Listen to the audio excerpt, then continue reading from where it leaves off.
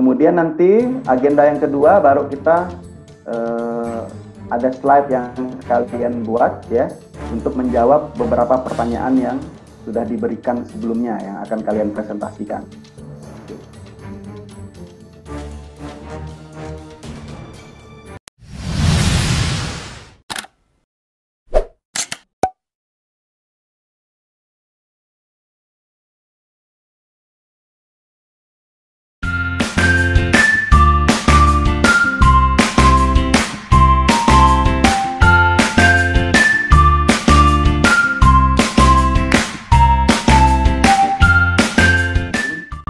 Assalamualaikum warahmatullahi wabarakatuh. Selamat pagi dan salam sejahtera untuk kita semuanya ya. Mudah-mudahan semuanya dalam keadaan sehat dan tetap semangat ya. Mudah-mudahan kegiatan kita pada hari ini dapat berjalan dengan lancar ya, dapat menjadi ilmu ya bagi kita semuanya, dapat berkah lah yang kita pelajari, tidak ada kesia-siaan ya, setiap detik waktu yang kita lalui, setiap byte ya, kuota yang kita keluarkan, mudah-mudahan itu jadi amal bagi kita ya. Dalam rangka apa? Dalam rangka menuntut ilmu. Nah, karena menuntut ilmu itu juga adalah bagian dari jihad fisabilillah ya. Jadi berjuang.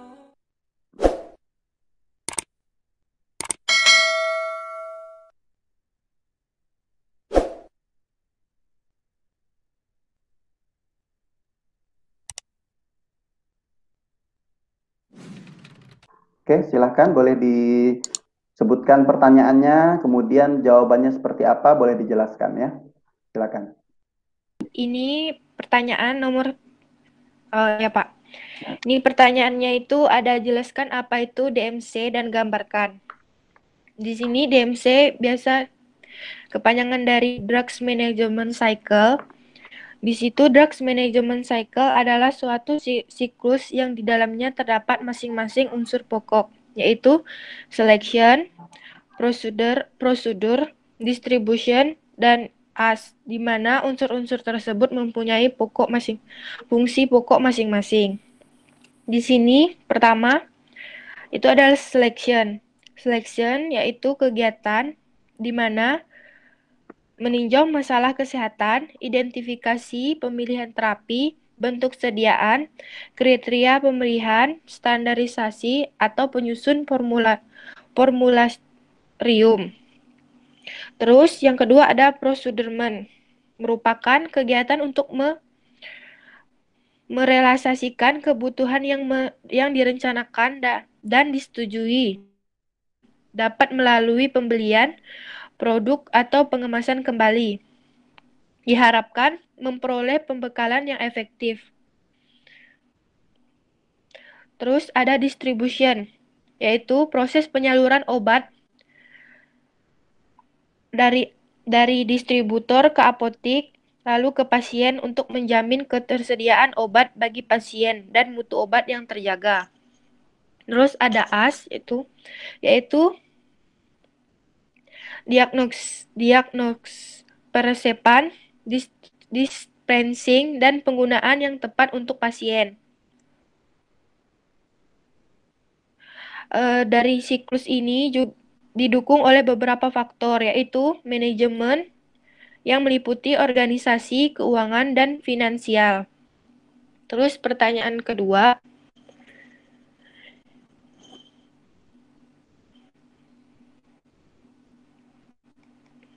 ada bagaimana kriteria seleksi obat menurut WHO dan Permenkes nomor 73 tahun 2016.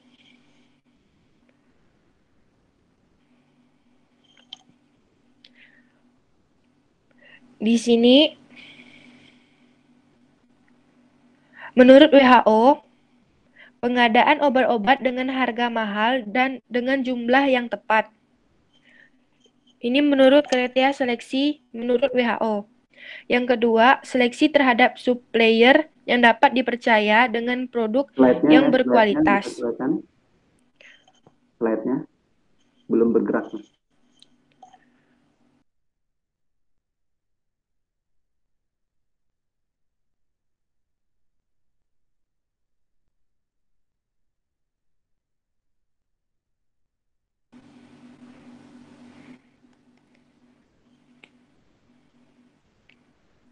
Ya, baik, saya lanjutkan pertanyaan nomor 2. Itu bagaimana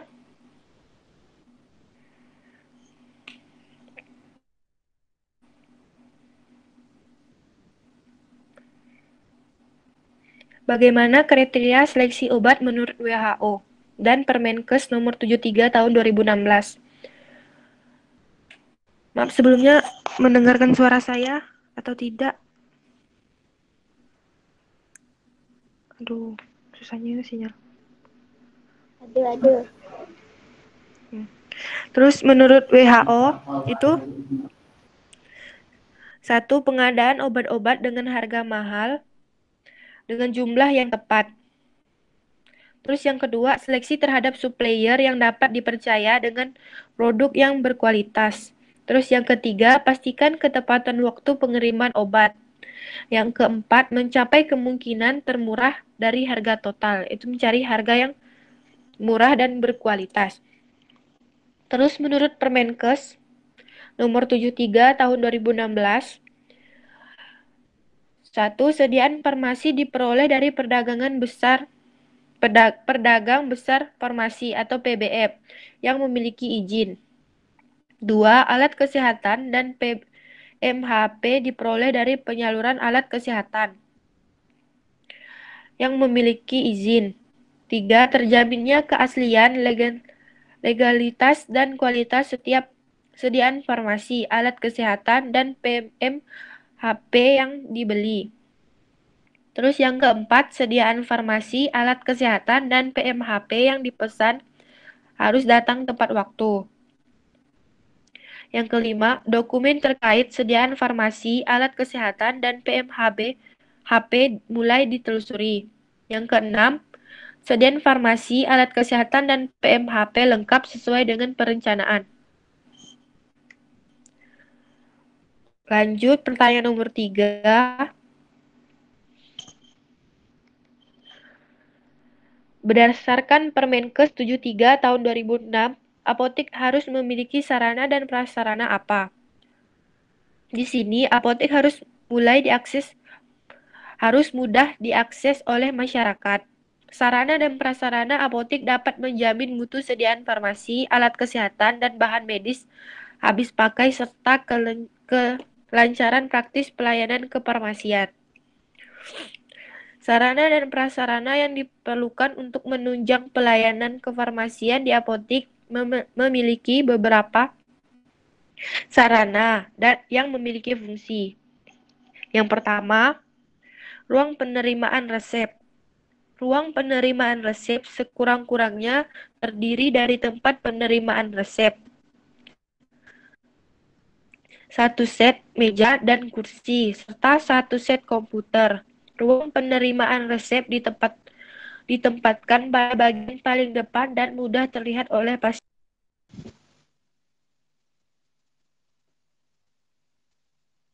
Kemudian ada ruang konseling. Yang kedua, ruang pelayanan. Ruang pelayanan resep dan pelacikan. Ruang pelayanan resep dan pelacikan atau produksi sediaan secara terbatas meliputi rak obat sesuai kebutuhan dan meja peracikan. Di ruang peracikan sekurang-kurangnya disediakan peralatan peracikan, timbangan obat, air minum untuk pengencer, sendok obat, bahan pengamas obat, lemari pendingin, termometer ruangan, belangko salinan resep, etiket, dan label obat. Ruangan ini diatur agar mendapatkan cahaya dan sirkulasi udara yang cukup, dapat dilengkapi dengan pendingin ruangan atau air conditioner. Yang ketiga yaitu ruang penyerahan obat. Ruang penyerahan obat berupa konter penyerahan obat yang dapat digabungkan dengan ruang penerimaan resep. Kemudian ada ruang konseling. Ruang konseling ini sekurang-kurangnya memiliki satu set meja dan kursi konseling. Kemudian ada lemari buku-buku referensi, leaflet, poster, alat bantu konseling, buku catatan konseling, dan formulir catatan pengobatan pasien. Kemudian ruang penyimpanan sediaan farmasi, alat kesehatan, dan bahan medis harus pakai. Ruang penyimpanan harus memperhatikan kondisi sanitasi, temperatur, kelembapan, ventilasi, pemisahan untuk menjamin mutu produk dan keamanan petugas. Ruangan penyimpanan harus dilengkapi dengan rak atau lemari obat, palet, pendingin ruangan, lemari pendingin, lemari penyimpanan khusus narkotika dan psikotropika, kemudian lemari penyimpanan obat khusus, pengukur suhu, dan kartu suhu. Kemudian ada ruang arsip. Ruang arsip dibutuhkan untuk menyimpan dokumen yang berkaitan dengan pengelolaan sediaan farmasi, alat kesehatan, bahan medis habis pakai, serta pelayanan kefarmasian dalam jangka waktu tertentu.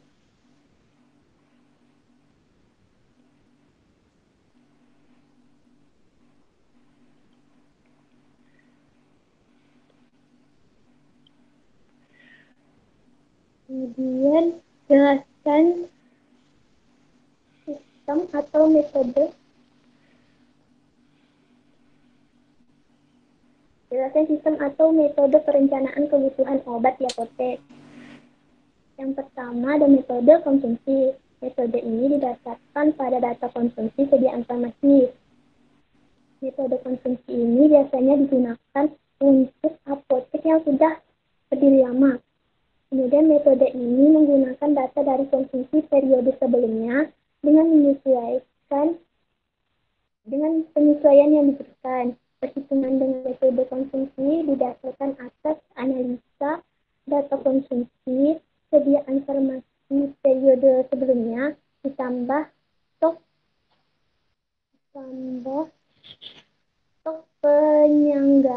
penyangga atau buffer stock, kemudian stok waktu tunggu, lead time, dan memperhatikan sisa stok. Buffer stock dapat mempertimbangkan kemungkinan perubahan pola penyakit dan kenaikan jumlah kunjungan misal adanya kejadian luar biasa. Kemudian sedangkan stok lead time adalah stok obat yang dibutuhkan selama waktu tunggu sejak obat dipesan sampai obat diterima. Untuk menghitung jumlah sediaan farmasi yang dibutuhkan perlu memperhatikan yang pertama pengumpulan dan pengolahan data, kemudian analisa data untuk informasi dan evaluasi, perhitungan perkiraan kebutuhan sediaan farmasi, penyesuaian jumlah kebutuhan sediaan farmasi dengan alokasi dana.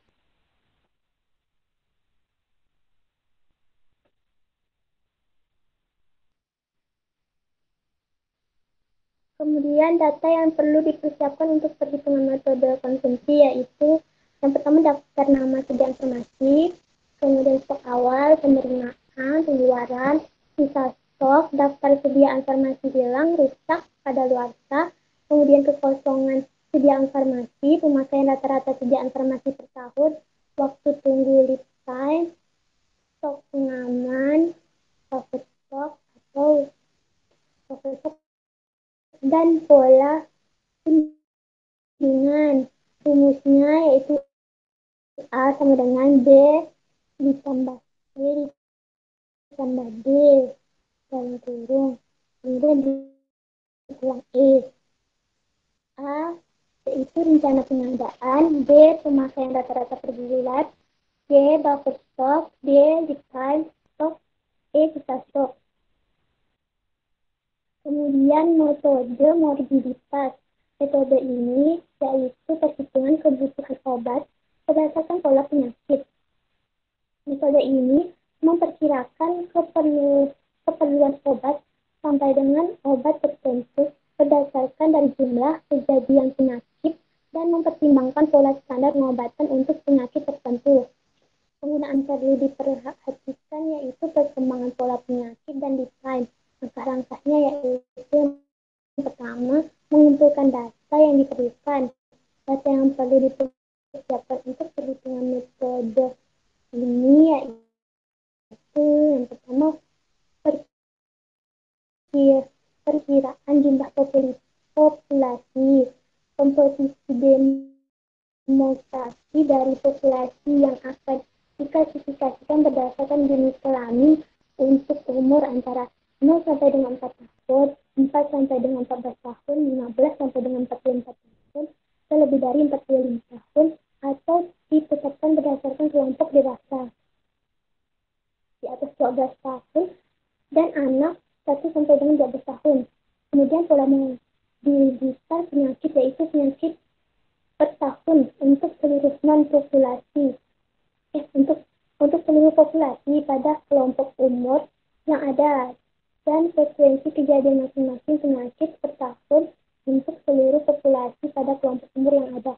Kemudian menghitung kebutuhan jumlah bidang farmasi dengan cara jumlah kasus dikali jumlah obat sesuai pedoman pengobatan dasar.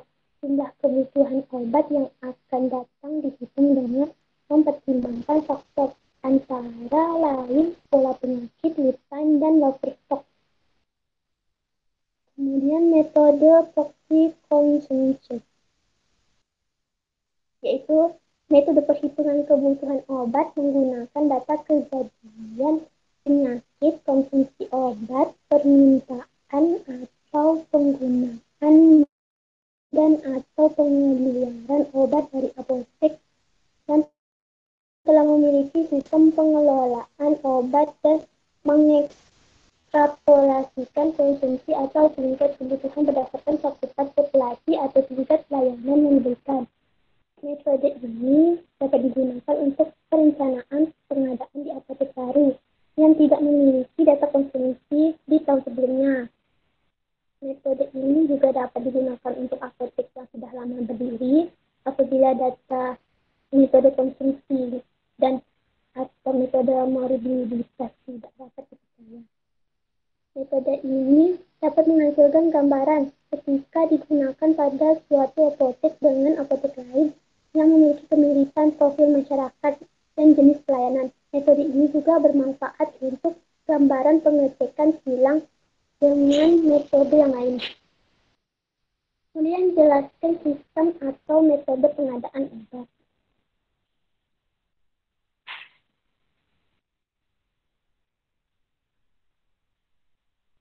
Yang pertama, ada pengadaan dalam jumlah terbatas dengan maksud pengadaan untuk kebutuhan dalam jangka pendek dan dilakukan apabila modal yang tersedia terbatas dan distributor PDF berada di dalam kota.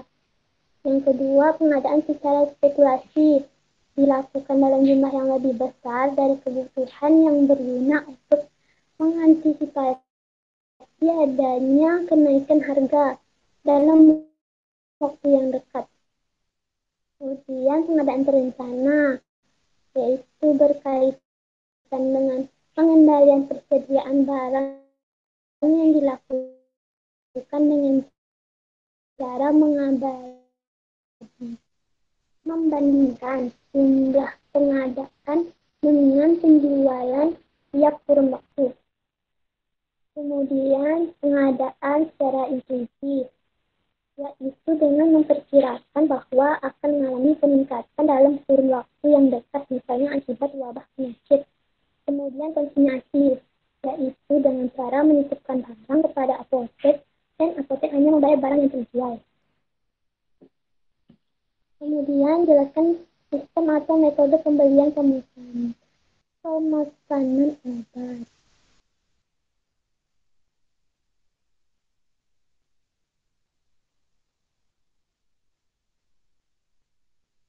Terbatas. Pembelian atau pemesanan dilakukan sesuai dengan kebutuhan dalam jangka waktu yang pendek, misalnya 1 minggu. Pembelian dilakukan bila modal terbatas, PD yang cepat dan PDF berada tidak jauh dari apotek. Misalnya berada dalam satu kota atau wilayah sehingga lisan cepat dan selalu siap melayani kebutuhan obat sehingga obat dapat segera dikirim. Kemudian berencana berkaitan dengan pengendalian persediaan barang yang dilakukan dengan cara membandingkan jumlah pengadaan dengan penjualan tiap kurun waktu. Pembelian atau pemesanan dan jumlah yang direncanakan untuk waktu tertentu dilakukan oleh apotek yang mempunyai pelanggan tetap. Barang laku atau kosmetik mempertimbangkan waktu atau tertentu, jarak apotek jauh dari PBF atau PBF di luar kota sehingga listannya panjang, PBF berkunjung tidak setiap hari, dan pengiriman tidak setiap hari. Kemudian ada spekulasi dilakukan dalam jumlah yang lebih besar dari kebutuhan untuk mengantisipasi akan adanya kenaikan harga dalam waktu dekat atau karena adanya diskon atau bonus untuk pembelian jumlah besar. Metode ini harus dipertimbangkan kecepatan aliran barang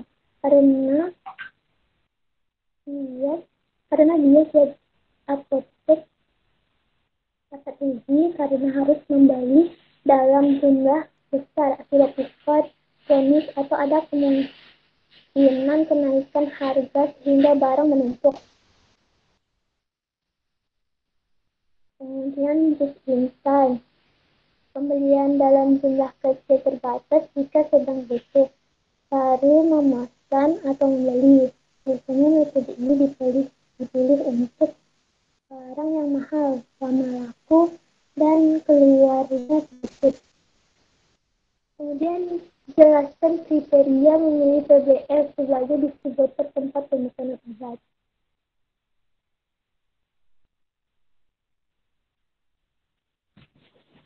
Yang pertama, itu produk.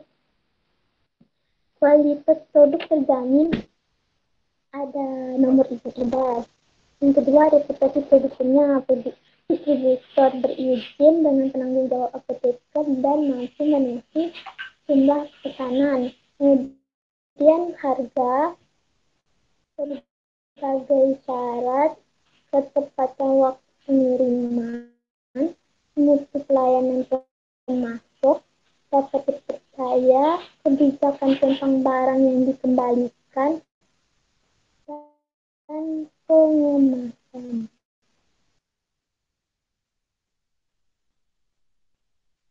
Selanjutnya Yayan dia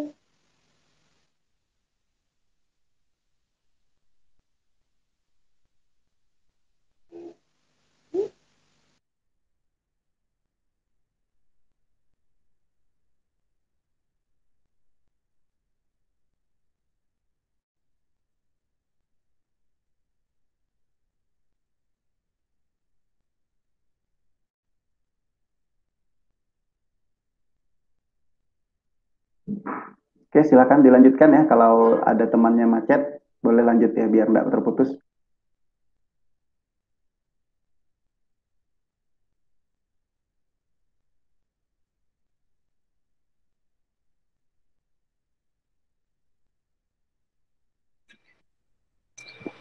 Baik, untuk selanjutnya saya akan menjelaskan dengan pertanyaan jelaskan cara atau metode pembayaran kepada PBF.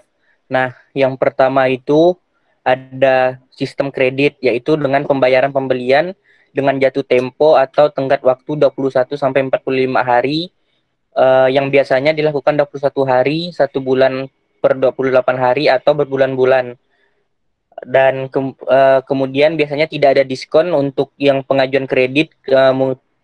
Kemudian untuk metode yang kedua ada COD atau cash on delivery, yaitu pembayaran secara langsung cash ketika barang datang atau diterima. Nah, metode yang ketiga yaitu ada cash atau tunai, pembayaran dengan jangka waktu jatuh tempo maksimal 2 minggu, biasanya ada diskon. Kemudian yang keempat ada konsinyasi, yaitu obat dititip jual oleh distributor dan pembayaran dilakukan setelah barang sudah laku dijual di apotek. Pembayaran dilakukan jika barang terjual, dan PBF menitipkan barang baru ke apotek jika sudah laku terjual, baru kemudian dibayar ke PBF, dan jika tidak laku dalam jangka waktu tertentu yang telah disepakati maka barang dapat dikembalikan. Kemudian kapan harus dilakukan pembayaran COD atau cash on delivery?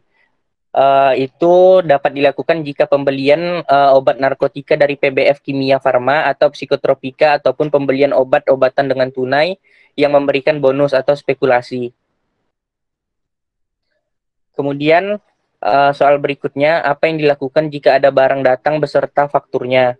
Nah, cara penerimaannya yaitu pertama pengiriman barang disertai faktur, kemudian dicocokkan atau dicek kembali apakah sesuai antara SP dengan faktur obat yang diterima, kemudian disesuaikan antara faktur dengan fisik obat, kebenaran nama produsen dan pemasok jenis sediaan, jumlah bentuk sediaan, batch, ED dan keadaan fisik obat. Nah, kemudian jika sesuai maka faktur ditandatangani oleh apoteker atau AA, nama, SK dan cap apotek. Kemudian faktur asli akan diperoleh jika sudah melunasi pembayaran obat.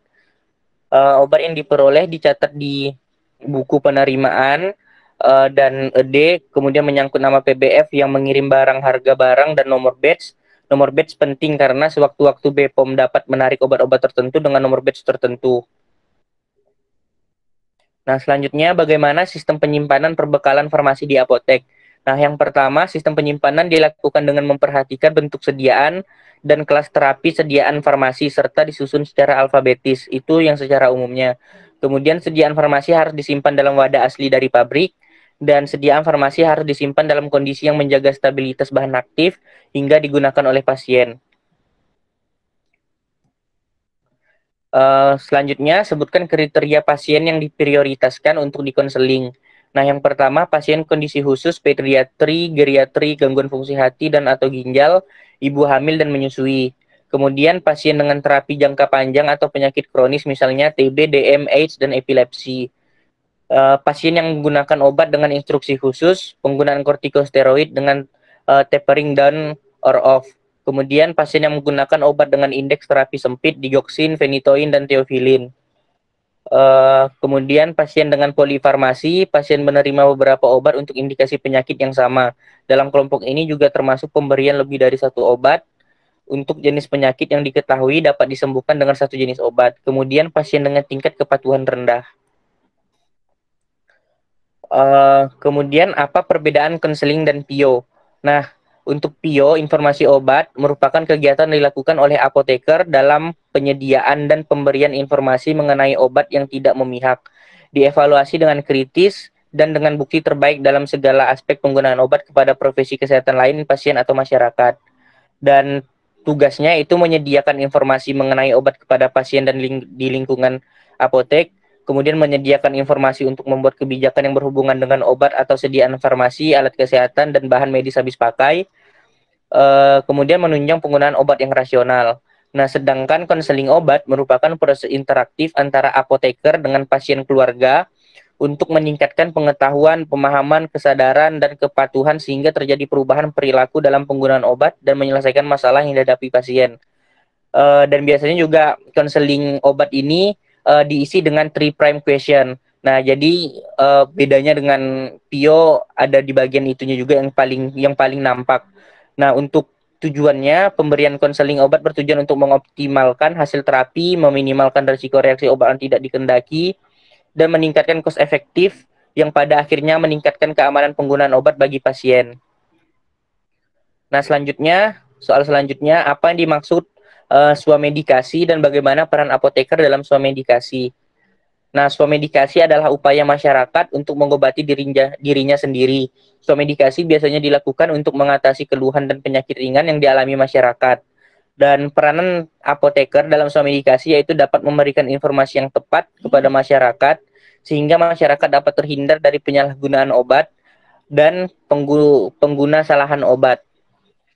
Mungkin itu saja yang dapat kami jawab dari soal-soal yang telah diberikan. Makasih, Pak. Oke, terima kasih. Mungkin sebagai tambahan ya. Jadi kan dijelaskan terkait dengan drug management cycle ya. Nah, untuk referensi nanti kalian bisa searching ya. Searching di internet ya, ada e-booknya nih, ada bukunya juga atau ada e-booknya. Nah, nanti kan kalau kalian, ini sebenarnya sebagai informasi saja kepada kalian ya. Jadi kalau kalian nanti lanjut ke profesi apoteker ataupun sudah dibekali lah dari sejak S1 ini ya terkait dengan manajemen farmasi. Jadi salah satu buku-buku referensi itu banyak sekali terkait dengan manajerial atau manajemen farmasi ya, salah satunya Drug Managing Supply. Nah, kalau kalian ngambil gambar ini itu kan salah satunya dari tulisan yang saya share ya. Nah, tapi untuk referensi kalian bisa buka nanti di buku ini. Saya punya di rumah ya, tapi kalian bisa juga dapatkan PDF-nya banyak sekali nih. Drug Managing Supply PDF. Nah, nanti kalian bisa ambil ini ya. Nah, ini atau Managing Drug Supply. Nah, the selection, procurement, distribution, and use of pharmaceutical ada PDF-nya. Nanti kalian bisa download lah sendiri. Oke, bisa dipahami ya sampai di sini. Nah, kurang lebih kalau gambarnya ya seperti inilah, banyak covernya. Nah, Managing Drug Supply. Nah, gambarnya seperti ini. Ya, seperti yang kalian jelaskan tadi. Nah, artinya saya menunjukkan kepada kalian referensi ya harus kalian pegang juga gitu. Agar tidak hanya mendapatkan sumber tersier yang saya share, tapi kalian juga bisa mendapatkan referensi yang primer seperti itu. Oke, kemudian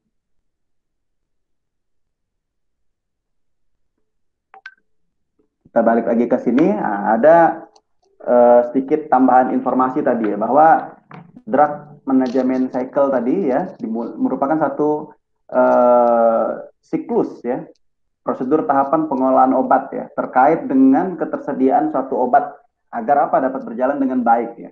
Nah, ini adalah aspek manajemen, aspek non klinis yang ini. Nah, tujuannya apa sih sebenarnya? Agar tercapailah efektif dan efisien ya suatu kebutuhan obat yang kita kelola ya, yang diperlukan dalam proses pelayanan. Nah, agar apa? Agar selalu tersedia setiap saat kita itu membutuhkan. Nah, dalam jumlah yang cukup tentunya mutu juga terjamin. Nah, tentunya hal ini mendukung proses pelayanan yang bermutu, karena ini penting sekali. Penting juga manajerial untuk mendukung aspek pelayanan farmasi klinis gitu, atau aspek medis, aspek klinis. Nah, tujuannya tadi setidaknya adalah tidak obat kita itu atau persediaan kita tidak stock out, artinya tidak kosong, atau juga tidak overstock, tidak berlebihan menumpuk sampai menyebabkan kerugian, tidak keluar, numpuk banyak barang gitu ya. Nah, maka ini ada dimulai dari selection, procurement, distribution, and use. Nah, tadi udah dijelaskan masing-masing itu, mulai dari seleksi, bagaimana, dan ini juga kalian bisa baca lebih lanjut di petunjuk teknis pelayanan kefarmasian di apotek yang kemarin. Dari selection, procurement, distribution, and use. Jangan lupa, di dalamnya ini ada manajemen support, yang tadi belum disinggung oleh Nadia. Bahwa untuk mendukung cycle ini ada manajemen support, manajemen pendukung. Apa itu? Ada organisasi, ada keuangan, ada manajemen informasi dan sumber daya manusia. Nah, jangan lupa juga kegiatan ini ya juga dibingkai oleh legal and policy framework atau policy and legal framework. Jadi ada yang membingkai adalah kebijakan dan peraturan-peraturan yang berlaku. Nah, itu tambahan yang pertama ya. Kemudian terkait dengan kriteria, ada kriteria ini ya. Jadi kriteria ini saya tambahkan untuk seleksi. Nah, tadi kan di dalam ini kan ada selection ya, salah satu kegiatan seleksi ya tadi kan untuk menyeleksi ya, untuk menyeleksi atau proses yang awal untuk meninjau awal ya. Nah, bagaimana bentuk sediaan yang mau kita pilih, kriteria pemilihannya bagaimana. Dan ini kalau di rumah sakit ada kita sebut dengan formularium gitu ya. Ada dibuat formularium. Nah, ada beberapa kriteria untuk seleksi ini. Ya, sesuai dengan pola penyakit yang pertama. Nah, kemudian memiliki data dan bukti ilmiah terkait efektivitas dan keamanan yang memadai ya. Jadi ada bukti ilmiah. Nah, jadi kita harus memilih obat-obat yang sudah jelas bukti ilmiahnya dari hasil uji klinis gitu. Yang ketiga, punya kualitas tentunya ya. Baik itu data BA-nya, bioavailabilitasnya, stabil dalam penyimpanan, jadi stabilitasnya ya sampailah penggunaan. Jadi itu penting. Nah, kemudian kalau misalnya terdapat 2 atau lebih obat yang sama, ya dalam hal ini khasiatnya ada 2 atau lebih sama khasiatnya, maka kita pilih ya kita pilih yang mana nih antara dua yang punya khasiat sama. Kita pilihlah yang pertimbangan efikasinya, keamanan, kualitas, dan harga serta ketersediaan yang ada. Nah, bisa jadi nanti dua pertimbangan tadi itu dua-duanya punya efikasi, keamanan, dan kualitas yang sama-sama bagus lah gitu ya. Tapi lihat lagi pertimbangan lanjut harga. Nah, lihat lagi ketersediaan. Tersedia nggak di Indonesia nih? Nah, jangan-jangan obatnya tersedianya di luar negeri, misalnya kayak gitu. Nah, kemudian yang kelima ada memiliki cost dan benefit ratio yang baik. Jadi antara manfaat yang diharapkan dengan cost, dengan harga itu juga baik. Agar apa? Agar pasien nanti juga bisa membeli atau mendapatkannya. Jangan sampai benefitnya bagus ya, khasiatnya bagus tapi obatnya mahal-mahal. Tidak ada alternatif obat yang lebih ekonomis misalnya. Jadi harus dipertimbangkan juga. Makanya kalau di dalam manajemen apotek biasanya mereka mengadakan obat, ada obat yang high class ya, lebih mahal, sedang ada yang generik tetap harus ada gitu. Nah, kemudian lebih diutamakan obat dengan komposisi zat aktif yang tunggal misalnya. Karena apa? Agar bisa digunakan sesuai dengan indikasi penyakit. Nah, jadi juga ada yang tunggal kan ya. Karena kan sebagian juga ada yang kombinasi. Misalnya kalau obat batuk kan banyak tuh komposisinya. Tapi ada juga obat yang tunggal, misalnya hanya parastamol saja. Nah, karena kalau dia tidak demam, dia tidak menggunakan itu. Jadi ada komposisi yang obat tunggal. Nah, selain itu tadi, apalagi kita lihat tadi tambahan ya. Metode pengadaan mana tadi? Kalau sarana-sarana ini kalian bisa juga lihat selain di Permenkes 73 2016 tentang standar pelayanan kefarmasian di apotek terkait sarana prasarana tadi jangan lupa bisa dilihat di Permenkes nomor 9 tadi yang kalian membahas tentang apotek. Tadi ada sarana prasarana dan peralatan. Nah, itu bisa juga dilihat di situ. Nah, ini adalah bahan-bahan untuk kalian nanti melakukan tinjauan pustaka dan pembahasan juga di laporan ya. Kemudian tambahan lagi tadi pengadaan, mana ya pengadaan? Perencanaan kebutuhan. Nah, ini pengadaan. Sistem atau metode pengadaan obat. Nah, pengadaan obat itu kalau kalian buka lagi kemarin di petunjuk teknis standar pelayanan kefarmasian di apotek yang dikeluarkan oleh Kemenkes 2019 yang lalu kita bahas, itu paling tidak ya ada pembelian atau pemesanan. Nah, yang kalau kalian jelaskan tadi ini adalah salah satu jenis pengadaan, yaitu melalui pembelian. Nah, tapi selain pembelian atau pemesanan, ada pengadaan yang lain. Apa? Hibah. Kemarin sudah disampaikan ada hibah.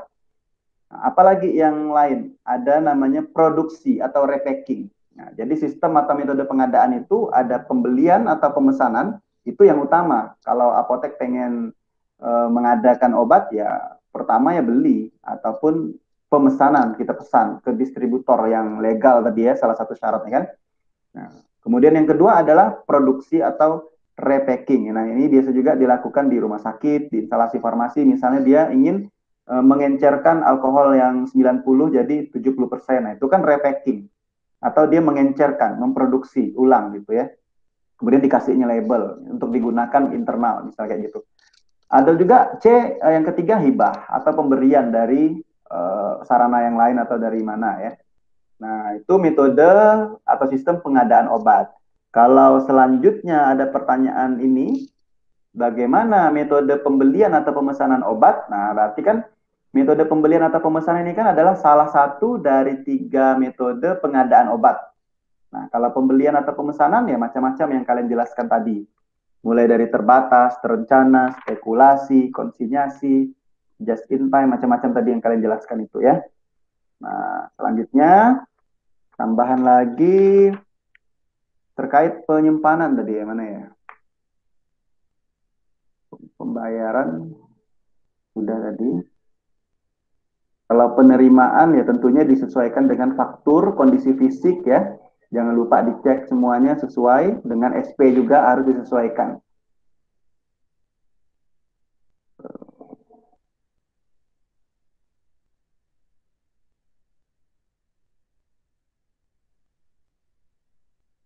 Penyimpanan.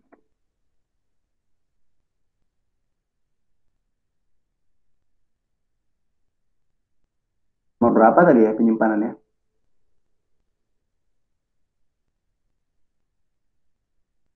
Nih. Nah, penyimpanan perbekalan farmasi di apotek. Kalian jawab di sini sesuai dengan kelas bentuk sediaan ya. Jadi berdasarkan bentuk sediaan, berdasarkan kelas terapi, berdasarkan alfabetis. Nah, kemudian apalagi nih? Kondisi yang menjamin. Oh, ada lagi ya. Jadi penyimpanan perbekalan farmasi di apotek ya memang betul nih yang paling sering digunakan adalah berdasarkan alfabetis, diurutkan A sampai Z. Nah, selain itu juga dipisahkan atau disimpankan berdasarkan bentuk sediaan. Tablet dengan tablet, sirup dengan sirup gitu ya. Kemudian berdasarkan penggolongan obat juga. Nah, obat keras lain disimpannya di belakang ya. Tapi kalau obat-obat OTC atau HV, obat bebas terbatas ya di etalase kan gitu. Jadi berdasarkan penggolongan obat, ya ada obat bebas terbatas, obat tradisional, kosmetik, alkes, PKRT. Nah, yang penting harus dipastikan adalah semua itu adalah legal. Kalau obat tradisional pastikan legalitasnya. Karena ada biasanya razia dari BPOM ke apotek kalau ada display obat-obat yang tidak ada izin edarnya atau tidak ada izin yang jelas gitu ya. Nah, kemudian tadi selain penggolongan obat ada bentuk sediaan, berdasarkan bentuk sediaan dipisahkan.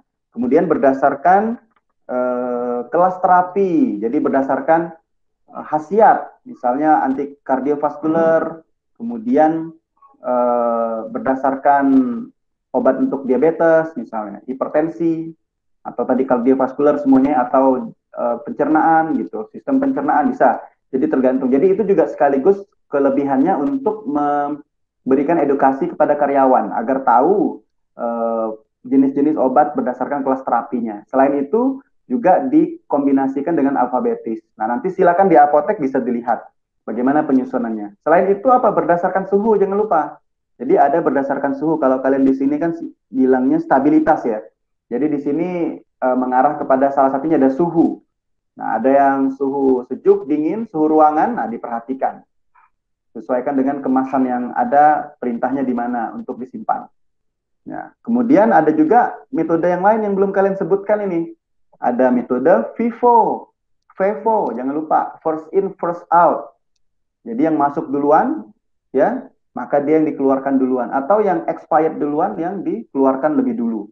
Jadi kalau ada dua obat yang datang duluan tapi expirednya belakangan, ada obat yang datang belakangan tapi expirednya duluan, maka utamakan metode FIFO, expired first out, dibanding first in first out, gitu ya. Nah, kemudian perhatikan ada obat-obat tertentu yang harus disimpan dalam tempat tertentu, misalnya narkotika, ada tempatnya yang diatur. Bagaimana lemarinya, ukurannya berapa, pintunya bagaimana, kuncinya bagaimana, itu untuk diingat-ingat. Oke. Nah, mungkin itu adalah beberapa tambahan lah ya dari saya. Oke, mudah-mudahan bisa memberikan manfaat ya dari pertemuan kita yang terakhir ini. Nah, selanjutnya nanti silahkan bisa diselesaikan laporannya dalam 2 atau 3 hari ini untuk segera dikoreksi di apoteknya. Oke, kemudian nanti kalau sudah bisa juga sambil jalan dikoreksi saya, dikirimkan nanti ya. Tapi saya nanti akan tanda tangan setelah dari apotek tanda tangan. Oke, untuk proses tanda tangan ya bisa diberikan langsung atau nanti bisa dikirimkan secara online juga boleh, terserah bagaimana lebih mudah ya. Nah, diharapkan nanti sebelum tanggal 10 semuanya sudah beres, sehingga kalian juga mempersiapkan diri untuk kita post-test dan juga ujian. Gitu. Oke, mungkin demikianlah, mudah-mudahan bermanfaat untuk kita semuanya. Waktu dan tempat yang kalian berikan ya, kuota tentunya untuk kita semuanya. Nah, mudah-mudahan tidak ada yang sia-sia dan semuanya menjadi amal soleh untuk kita dalam rangka belajar dan menuntut ilmu. Ya, saya dari pribadi sebagai pembimbing kalian ya, mohon maaf atas segala kekurangan ya. Nah, atas segala macam yang tidak berkenan. Nah, tapi tujuan saya adalah satu, untuk proses belajar kita semuanya. Gitu. Oke, mudah-mudahan demikian, bisa dimaklumi dan bisa ditangkap makna yang ingin saya sampaikan. Oke, terima kasih. Selamat siang, sampai ketemu di revisi dan koreksi laporan ya. Dan Tugas saya sebagai pembimbing sudah memberikan 6 kali pertemuan, sebagaimana kewajiban saya. Mudah-mudahan bisa diterima dengan baik. Kalau untuk mengulang-ulang, silakan bisa dibuka kembali yang saya share sebelumnya. Nanti juga akan saya share beberapa link yang bisa kalian buka kapanpun dan dimanapun kalau ingin mereview kembali. Nah, terima kasih. Selamat siang. Wabillahi taufiq wal hidayah. Wassalamualaikum warahmatullahi wabarakatuh. Waalaikumsalam warahmatullahi wabarakatuh. Terima kasih, Pak. Sama-sama.